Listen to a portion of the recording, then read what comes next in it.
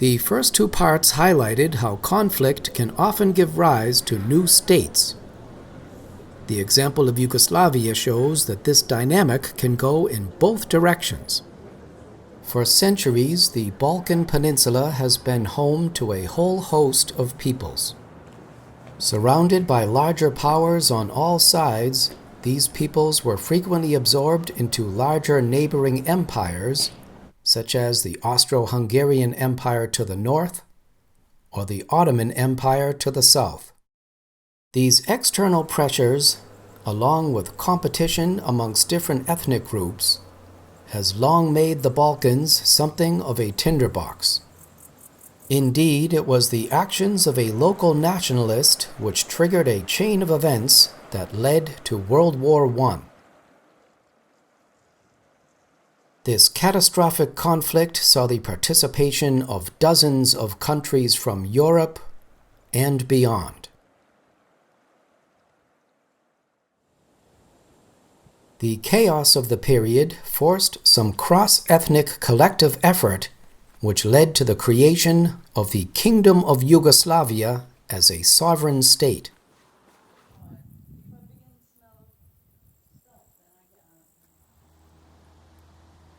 The fallout from World War I provided the opportunity that many nationalists had long been waiting for. The Slovenian People's Party launched a movement for self-determination, which enjoyed widespread support in Slovenian society. In October 1918, a declaration of independence was made at Congress Square in Ljubljana, announcing the creation of the state of Slovenes, Croats, and Serbs. During this period of centralization, Belgrade emerged as the center of political administration. This would have important repercussions for the region following World War II. The territory of the individual nations began to take definitive shape during this period. A Second World War resulted in a transformation of Yugoslavia and an expansion of its territory to include most of the Balkan Peninsula. It was not until late in the war that the tide began to turn in Yugoslavia. Josip Broz Tito led a partisan movement against the fascist foreign occupiers and their right-wing collaborators. Many of the supporters were ethnic Serbs, thus making Belgrade the natural center for the post-war reshaping of Yugoslavia. At the conclusion of the war, Marshal Tito became the leader of a new Yugoslavia which consisted of 6 republics and 2 autonomous provinces. A communist government rose to power, as was happening in several countries in the region. The state secret police also repressed any expression of ethnic or nationalist sentiment deemed inappropriate. After Tito's death, all the legal and political measures holding the Yugoslav state together began to unravel. In the words of one commentator, "As much as anything, the Soviet threat provided the glue that held Tito's Yugoslavia together. Tito's death on May 4, 1980, and the collapse of the Soviet threat in the late 1980s unleashed the long-festering centrifugal forces that would soon lead to Yugoslavia's disintegration." Beginning in 1991, the nation of Yugoslavia unraveled almost as quickly as it had been formed 4.5 decades earlier. Both Slovenia and Croatia declared independence, which led to Yugoslav troops entering the territories in an attempt to forcibly prevent their legal secession. 1992 saw a ceasefire between Serbs and Croats, and UN peacekeeping forces deployed to the region.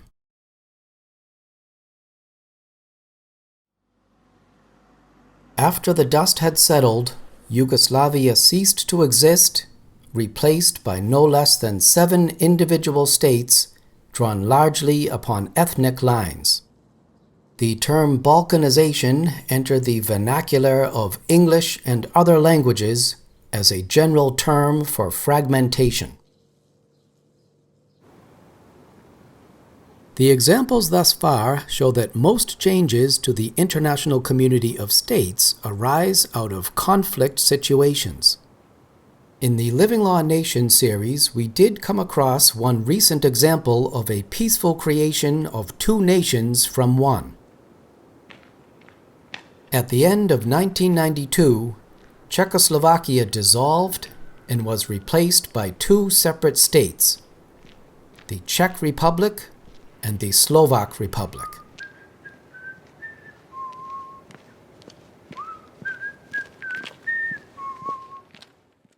The Velvet Revolution, which led to the end of communist rule in Czechoslovakia, began with student protests in mid-November 1989 in Bratislava and Prague. As all of Eastern Europe went through a period of extraordinary change, there was increasing discussion about loosening the ties of the federation of the Czech and Slovak portions of the country. Even the possibility of separation was on the table. 1991 saw the end of internal financial transfers, a further step towards full autonomy for both halves of the country. On July 27, 1992, Slovakia declared its independence, influenced by the actions of the Slovak National Party and Slovaks of like mind. From that day forward, Slovak law was to have priority over the federal law of Czechoslovakia. The leaders of the two halves, Václav Klaus and Vladimir Mesiar, began negotiating the details of a formal split. President Václav Havel resigned, unable to support the plan for the division of Czechoslovakia. Formal separation was controversial, and approximately 2.5 million citizens supported a petition to hold a referendum on the question of separation. Polls showed that 2/3 of each ethnic group were against dissolving the nation into two separate states. But the political leaders ignored the will of the majority and worked out the legalities of a separation. The Czechoslovak legislature passed milestone laws which enabled the country's transition from a single federated state to two distinct nations with their own separate political institutions. And that became known as the Velvet Divorce. And it was time for each spouse to go their own way.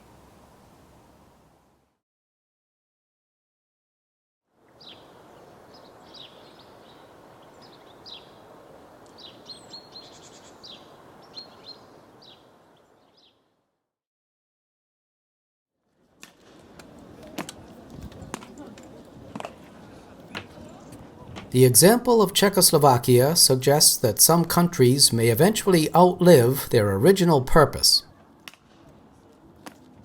Interestingly, the cultural and linguistic differences between the peoples were not that great.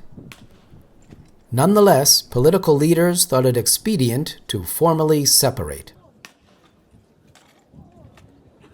Somewhat ironically, just a few years later, both would sacrifice a considerable degree of sovereignty by becoming member states in the European Union.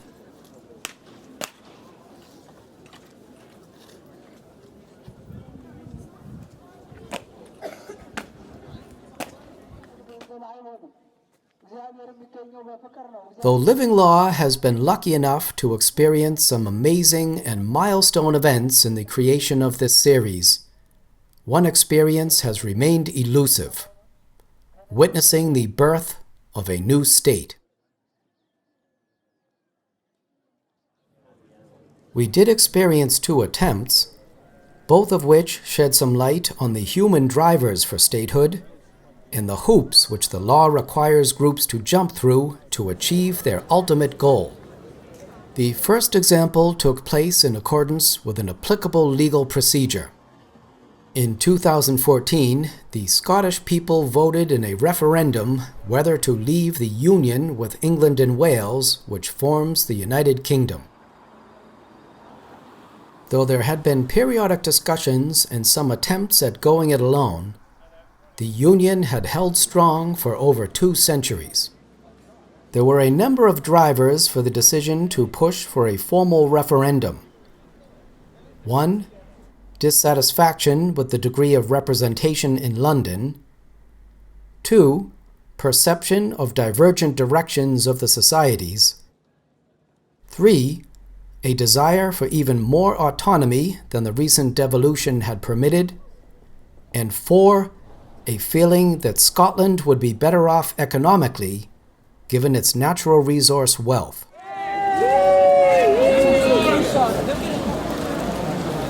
The referendum procedure had a number of controversial nuances, including allowing anyone aged 16 and above to participate, but a prohibition on non-residents from voting.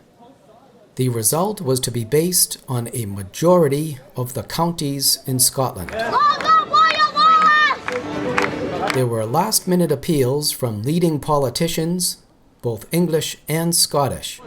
In just under 4 hours, the polling stations close. And then, big count begins.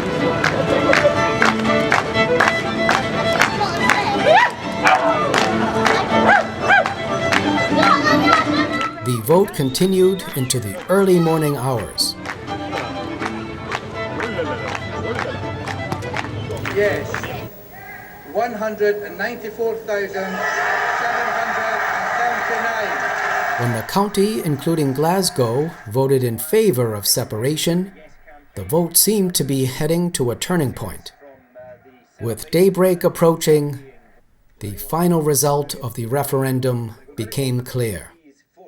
The United Kingdom had a close call with the Scottish referendum, but the story may not be over yet. The UK's decision to leave the European Union may lead to another referendum on Scottish independence, as the majority of Scottish voters prefer to remain in the EU. Another fascinating recent attempt at creating a new state was actually considered illegal under the relevant constitution. The date was October 1st, 2017, and the place was Catalonia, a region of Spain which had long fought for autonomy. This time, the sole issue on the ballot was whether to separate from Spain. We cover the historical background of the attempt in Living Law Spain.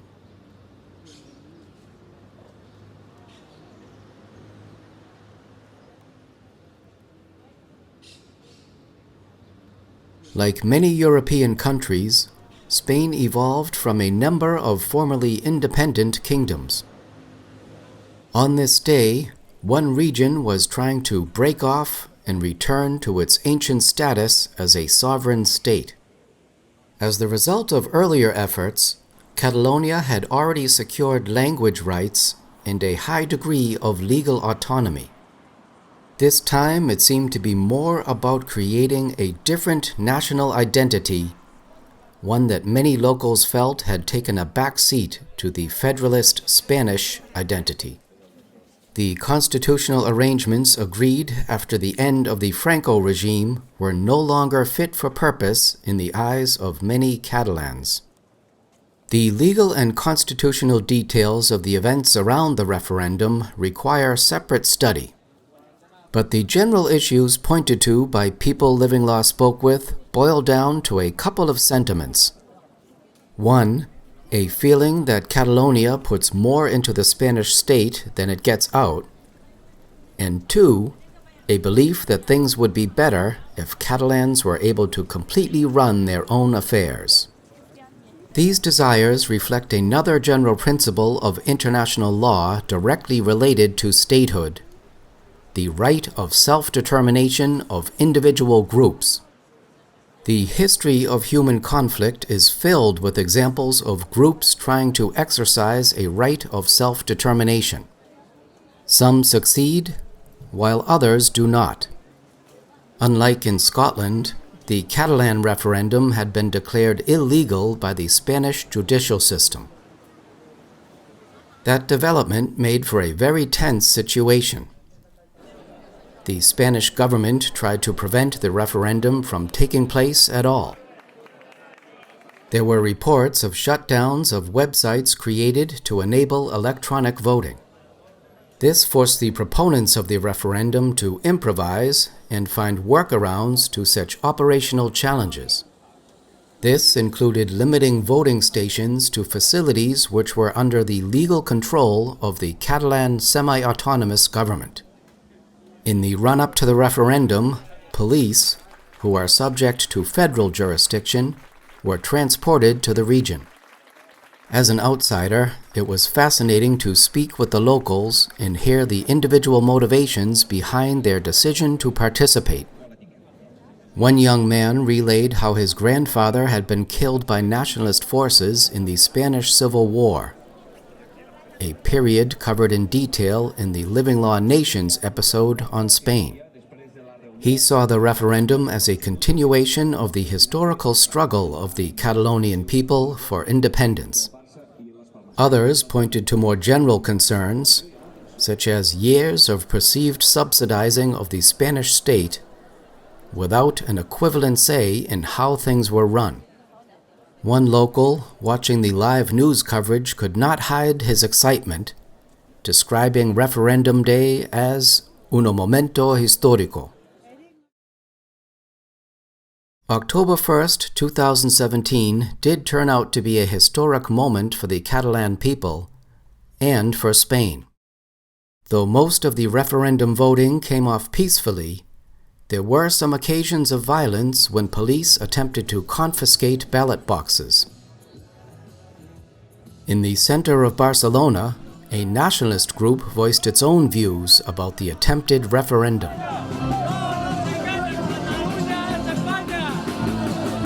All in all, the news accounts differed noticeably from those of the Scottish referendum. Some violent clashes between voters and law enforcement led to dozens of injuries and arrests.